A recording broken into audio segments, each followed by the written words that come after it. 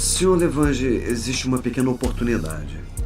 Quando o Parkinson progredir a ponto de demência, o senhor não poderá se submeter a uma estimulação profunda. E quando não for mais possível, vai ser quando vocês vão me deixar, enfim, em paz? Será que eu tenho que começar a babar e esquecer meu nome para ter um pouquinho de paz?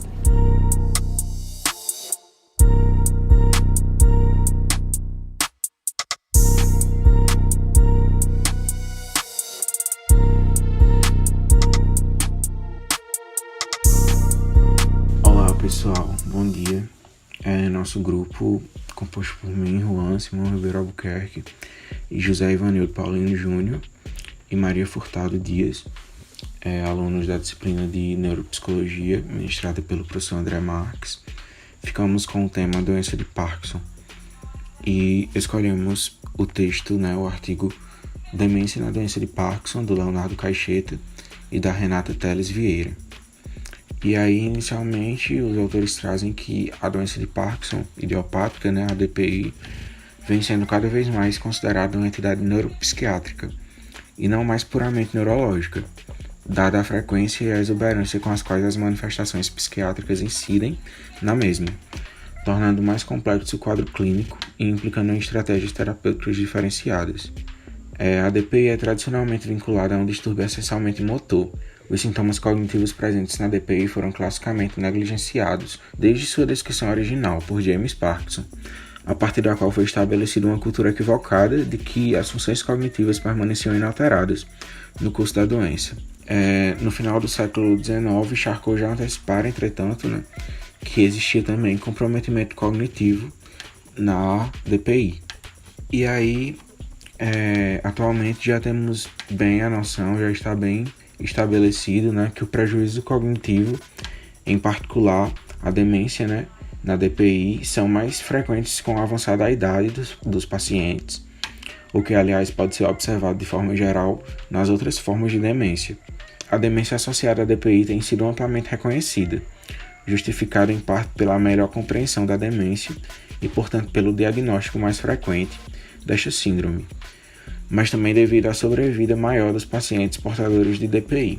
E aí no artigo é visto também alguns dados epidemiológicos, como que a incidência de demência na DPI é 6 vezes maior que na população geral e cumulativa com a avançada idade. A este respeito, aos 85 anos, o paciente portador de DPI apresentará demência em 65% dos casos. Esta chance parece ser independente do aumento da possibilidade de desenvolver demência, com o aumento da idade, observado na população geral. E aí, em um estudo, foi estimada a prevalência acumulada de demência em pacientes portadores de DPI, observados por 8 anos. A prevalência acumulada de demência relatada foi alta, 78%, no decorrer dos 8 anos de seguimento. Esse trabalho foi conduzido em um grupo de 224 pacientes recrutados de um estudo epidemiológico de DPI, e para esse estudo, indivíduos com piora cognitiva no início da doença foram excluídos. E este é, entretanto, um dos poucos estudos longitudinais que utilizou critérios diagnósticos bem definidos e ferramentas de avaliação consagradas e validadas. Esse estudo indica que patologia da DPI por si só constitui um fator de risco para a demência. Entre outros fatores de risco para o desenvolvimento da demência na DPI, podemos mencionar a idade avançada, o início da DPI em idade avançada, funções cognitivas já comprometidas na avaliação inicial, progressão rápida da doença, baixa resposta à levodopa com efeitos colaterais exuberantes, presença precoce de alucinações, formas rígidas e acinéticas da doença e gravidade do comprometimento motor. Com relação à patologia e correlações clínico-patológicas, a patologia subjacente à demência na DPI ainda é controversa. Perdas de inervação colinérgica, dopaminérgica e noradrenérgica têm sido sugeridos como sendo os principais déficits neuroquímicos.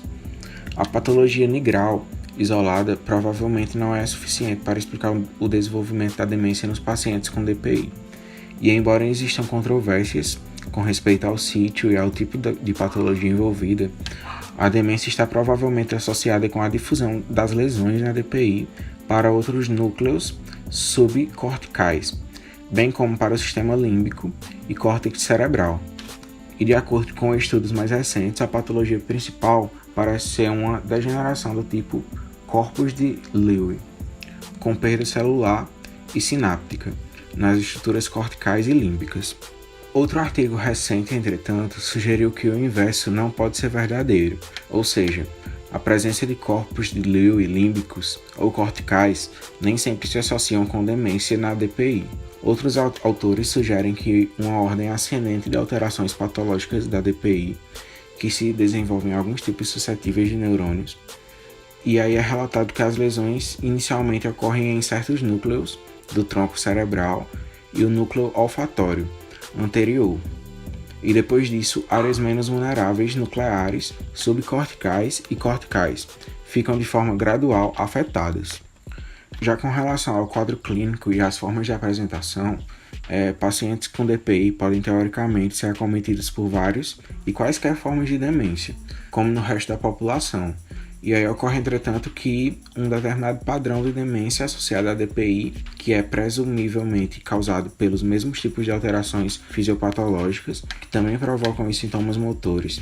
E a demência associada à DPI é caracterizada por redução ou falta de iniciativa para as atividades espontâneas, incapacidade de desenvolver estratégias exitosas para a resolução de problemas, lentificação dos processamentos minésticos, lentificação do processamento global da informação, prejuízo da percepção visoespacial, dificuldades de conceitualização e dificuldade na geração de listas de palavras.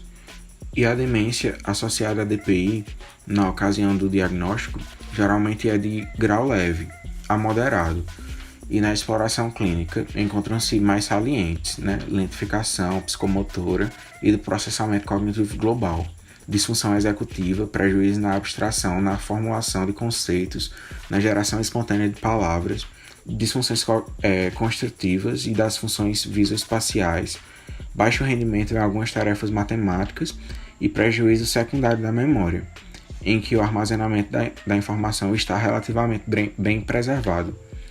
Os pacientes têm um melhor desempenho em tarefas de reconhecimento em comparação a tarefas de evocação livre, que sugere que a capacidade de armazenamento está preservada, como já mencionado, mas a estratégia frontal para acessá-la encontra-se deficiente.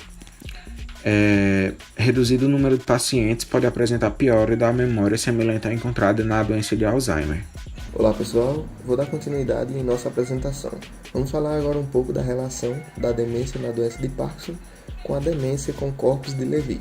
Então a DCL, a demência com corpus de Levy, ela é uma síndrome definida clinicamente e consiste em uma forma de demência primária caracterizada por alteração visoperceptiva e também disfunção executiva, que é acompanhada por alucinações visuais proeminentes, flutuação da atenção e parkinsonismo. O parkinsonismo é aquele distúrbio no sistema nervoso central que afeta os movimentos de forma geral. E os sintomas mais conhecidos do parkinsonismo é a questão dos tremores e movimentos lentos, que são causados no indivíduo. Então, existe uma certa confusão diagnóstica entre a DPI, como já falei, doença de Parkinson idiopática, e a DCL, a demência com corpus de Levy. E aí, justamente, essa confusão diagnóstica ela vem do fato de que a demência na DPI e a DCL compartilham muitas características, como o perfil cognitivo, desempenho atencional, sintomas neuropsiquiátricos, distúrbio do sono, disfunção autonômica, tipo e gravidade do parkinsonismo, sensibilidade aos neurolépticos e responsividade aos agentes anticolinesterásicos. A idade de início, o curso temporal e a responsividade à terapia com levodopa, porém, constituem pontos de diferença entre as duas entidades. Mas ainda do ponto de vista clínico, a instabilidade postural e as alterações de marcha parecem mais frequentes na DCL. E na questão do diagnóstico diferencial, nós podemos encontrar um processo extremamente laborioso e complexo na formulação deste diagnóstico. Justamente porque nós encontramos algumas outras formas de demência que cursam com parkinsonismo, que é o que justifica a nossa complexidade. Então, os principais diagnósticos a serem considerados no diferencial com a doença de Parkinson são doença de Alzheimer associada ao parkinsonismo, DCL, que é a demência com corpos de Levy, paralisia supranuclear progressiva, degeneração córtico-basal, atrofia de múltiplos sistemas, parkinsonismo vascular e, por último, parkinsonismo associado à hidrocefalia de pressão normal. Como já foi dito anteriormente, nós podemos verificar algumas outras demências, ou formas de demência que também são associadas ao parkinsonismo e aí vão gerar esse conflito, ou melhor, essa confusão diagnóstica.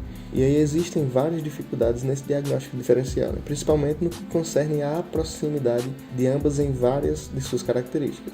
Existem evidências robustas de que a doença de Parkinson e a doença de Alzheimer comungam alguns mecanismos neuropatológicos, como por exemplo a presença de placas senis, degeneração neurofibrilar e granulovacular, e neuroquímicos, comprometimento dos núcleos colinérgicos basais, comprometimento da via noradrenérgica ao nível do locus ceruleus, comprometimento dos sistemas dopaminérgicos mesocorticais, déficit de receptores nicotínicos corticais, comuns entre as duas entidades, no caso a doença de Parkinson e a doença de Alzheimer. E é também interessante, crucial ressaltar que é nos pacientes com doença de Parkinson portadores de quadros demenciais mais graves e em estágios mais tardios que tais alterações histopatológicas e bioquímicas aparentadas com a doença de Alzheimer se fazem notar claramente. Sendo assim, é bem mais claro que a gente possa entender por que alguns autores propõem o entendimento de um contínuo entre a doença de Parkinson pura, entre aspas, e a doença de Alzheimer, passando pela demência associada à doença de Parkinson. Agora, como visto anteriormente, também nós temos a questão da degeneração córtico-basal, que é mais um tipo, mais uma forma de demência na qual pode-se surgir alguma confusão diagnóstica. Então, a DCB ela é uma das confusões diagnósticas mais frequentes, porque na degeneração córtico-basal é possível verificar que existe um comprometimento cortical, além das alterações subcorticais, sendo que na doença de Parkinson apenas estas últimas, as alterações subcorticais, são verificadas, ocasionando, portanto, um padrão de demência do tipo subcortical. E aí a presença e a importância do tremor no cenário clínico da doença de Parkinson são muito mais destacados que na degeneração córtico-basal, na qual esse sinal ocorre apenas em pouco mais da metade dos casos. Uma das principais características diferenciadoras das duas entidades é a resposta pobre e não sustentada à levodopa, no caso da degeneração córtico-basal, que é o contrário do que ocorre com a doença de Parkinson. Nós temos também a atrofia multissistêmica, que também pode ser confundida com a doença de Parkinson, porque a atrofia multissistêmica ela é uma doença neurodegenerativa complexa caracterizada principalmente por disfunção autonômica, pelo parkinsonismo, como eu já falei, o que significa, ou melhor, como que ele se expressa, a ataxia cerebelar e sinais piramidais em qualquer combinação. Então, em relação a essas duas entidades, nós temos alguns elementos em comum, mas temos muitas diferenças. No caso, as diferenças são que a atrofia multissistêmica ela é uma doença rara, a idade de início da AMS é mais precoce, a evolução é mais rápida, o parkinsonismo é menos assimétrico, o tremor de repouso é raro na atrofia multissistêmica e é frequente na doença de Parkinson, o tremor. A estabilidade postural é comprometida precocemente na atrofia multissistêmica, ao contrário da doença de Parkinson. As alucinações praticamente não existem na atrofia multissistêmica, mas na doença de Parkinson ocorrem com relativa frequência. Bom, dando continuidade ao nosso tema, eu irei falar da doença de Parkinson idiopata e do parkinsonismo vascular. Da demência na doença de Parkinson idiopata e na hidrocefalia de pressão normal, da neuroimagem e do tratamento. Nos pacientes com parkinsonismo vascular, geralmente, devido à doença arteriolar subcortical, também conhecida como doença de Binswanger, a síndrome extrapiramidal é denominada pela bradicinesia, sendo que geralmente não ocorre tremor de repouso e raramente observa-se rigidez e sinais frequentemente encontrados na demência da doença de Parkinson idiopata. Ao invés destes sinais, são observados no parkinsonismo vascular paralisia pseudobulbar, distúrbio de marcha e incontinência urinária, associados à demência. A terapia com levodopa é ineficaz, diferentemente do que ocorre com a demência na doença de Parkinson idiopata. Além disso, no parkinsonismo vascular não se observa perda neuronal, substância nigra, mas sim leucoarraiose e lacuna na substância branca encefálica e nos gânglios da base. Na demência, na doença de Parkinson e na hidrocefalia de pressão normal, é classificamente conceituada como sendo uma dilatação ventricular sem hipertensão, pressão licórica média abaixo de 18 centímetros de água, acompanhada de uma tríade progressiva de sintomas e distúrbio de marcha e incontinência urinária e deterioração cognitiva. Se, por um lado, a tríade sintomática da hidrocefalia de pressão normal ela pode facilmente ser encontrada na demência da doença de Parkinson idiopata. Por outro lado, existem relatos anedóticos de hidrocefalia de pressão normal causando parkinsonismo. Embora se pudesse argumentar que tais pacientes fossem portadores de hidrocefalia de pressão normal e de doença de Parkinson idiopata, a reversibilidade dos sintomas extrapiramidais com a drenagem licórica e a falta de resposta à levodopa falam contra uma comorbidade nestas situações. O diagnóstico diferencial entre as duas entidades, entretanto, não oferece muita dificuldade, uma vez que os exames da neuroimagem sempre demonstram uma ventriculomegalia exuberante nos casos da hidrocefalia de pressão normal, características ausentes nos casos de demência na doença de Parkinson idiopata. Salientando que nos idosos com hidrocefalia de pressão normal, o excesso de líquido encefalorraquidiano comprime o cérebro e prejudica o desempenho de suas funções. E a hidrocefalia de pressão normal é uma síndrome neurológica que acomete especialmente os idosos. A neuroimagem em uma revisão de achados de estudos iniciais na neuroimagem em pacientes com parkinsonismo e demência, ela pode ser verificada em um artigo recente. Vários novos estudos de imagem estrutural e funcional ampliaram esses achados em geral e pode-se observar na neuroimagem estrutura destes pacientes uma atrofia de predomínio subcortical. Os ventrículos laterais e principalmente os córneos frontais estão frequentemente aumentados, o que sugere indiretamente tal padrão de atrofia.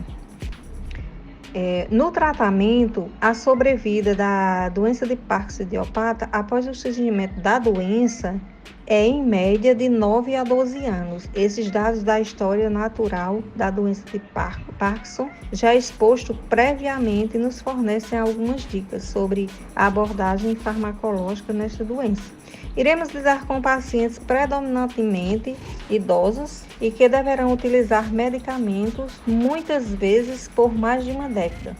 O tratamento da doença de Parkinson idiopata é ainda mais complexo, já que envolve o tratamento conjunto de duas doenças degenerativas, em tese, ou pelo menos, um mesmo processo degenerativo com duas apresentações fenotípicas diferentes, ainda que fisiopatologicamente e provavelmente devem estar relacionadas.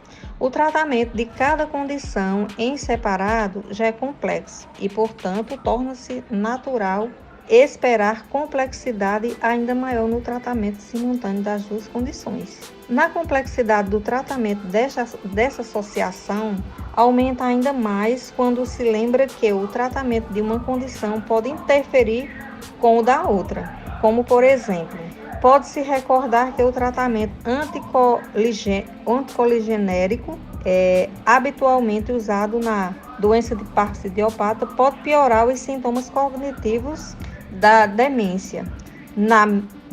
Da mesma forma, medicações antipsicóticas utilizadas para o tratamento de comportamentos e alterações presentes na demência podem agravar sintomas extrapiramidais na doença de Parkinson.